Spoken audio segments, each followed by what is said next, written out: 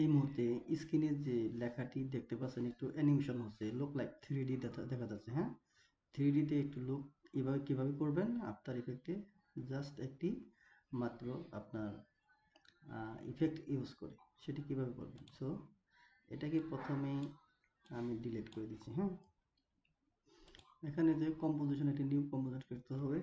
তারপর একটি টেক্সট নেবেন, যে কোনো টেক্সট। ধরেন আমি নিলাম কি দেওয়া যায়, DDBL, এই লেখাটা আমি নিলাম। ঠিক আছে, এটাকে আমরা এখন সেন্টার করব।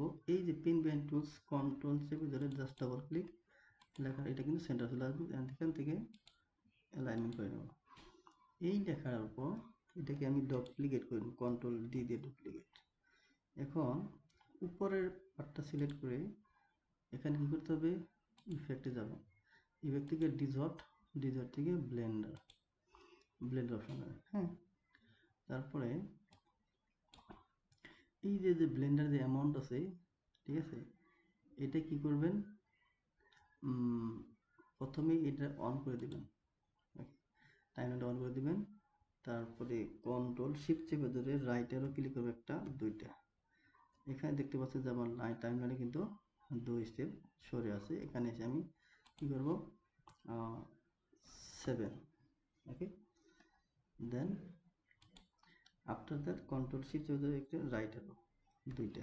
আমি 2 ধাপ সামনে যাব, যাওয়ার পরে এখান থেকে -14, তাহলে এন্টার। ওকে, আফটার কন্ট্রোল শিফট চেপে ধরে রাইট অ্যারো 1 2 ধাপ ভেঙে দিয়ে এখানে এসে আবার 7 করে দিলাম। ঠিক আছে, এন্টার, এভাবে করে দেবো।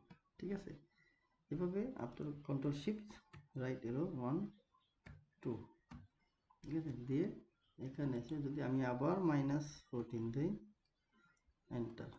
ঠিক আছে, এখন এটা কিন্তু বোঝা যাচ্ছে না। ঠিক আছে, যেহেতু দুইটা একই কালার।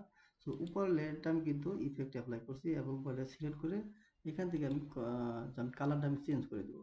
ঠিক আছে, দেখতে পাচ্ছেন যে কালার কিন্তু চেঞ্জ হয়ে গেছে। ওকে, এখন যদি আমি প্লে করি তাহলে এরকম কিন্তু আপনি দেখতে পাবেন। ঠিক আছে, এখন এটাকে আরেকটু মানে রিয়েলিস্টিক করার জন্য এই যে ব্লেন্ডার অপশন আছে, এটা মার্লিন করে দিবেন।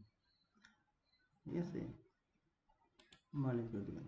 ওকে, এখন যদি আমি প্লে করি তাহলে কিন্তু লেখাটা এরকম কিন্তু চলে আসবে। টেক্সটটা কিন্তু একটু ডান্সিং দিতে হবে, লুক 3D দেখা যাবে। ঠিক আছে,